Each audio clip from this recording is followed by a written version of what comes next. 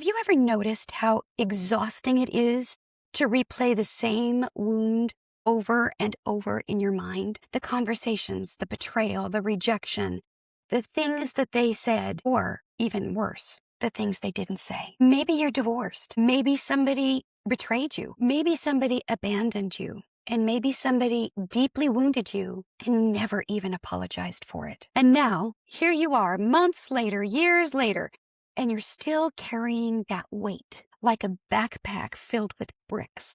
Well, I want to talk to you about something that's a difficult topic for a lot of people, because we've all been there. And it's not because I want to shame you. It's not because forgiveness is easy, because it isn't. Because I think some of you are spiritually and emotionally exhausted, and you don't even realize that unforgiveness is part of why you're exhausted. Unforgiveness is part of why you feel drained. So before you click away, before you're like, I don't need another forgiveness message, I get it. I get it. It's uncomfortable, but I want you to stay with me, because I might have some stories for you or some tips for you that you might be able to identify some of yourself in them.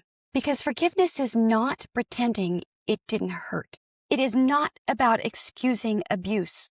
I'm not doing that. It is not reconciliation at all costs, because I don't believe in that, and the Bible doesn't even teach that. But it's definitely not saying what happened was okay. And it's definitely not saying what happened is okay, because forgiveness is releasing somebody from a debt they could never repay anyway. And honestly, seriously, some of us are waiting for closure that may never happen. And we think if they would only apologize, or if they would at least acknowledge what they did, if they would finally understand the damage this has done to me, then maybe I could move forward.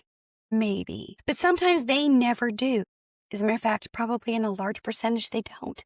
And if your healing depends upon another person suddenly becoming healthy, honest, or repentant, you're going to stay trapped, emotionally connected to their dysfunction. And this is exhausting, not only for your soul and for your spirit, but for your body. And I think this is one of the enemy's greatest strategies, is convincing wounded people that unforgiveness is protecting them, because it's not protecting you. My friends, it is imprisoning you. You can love Jesus and still carry bitterness. Did you know that? You can worship on Sunday and rehearse the old pain on Monday morning.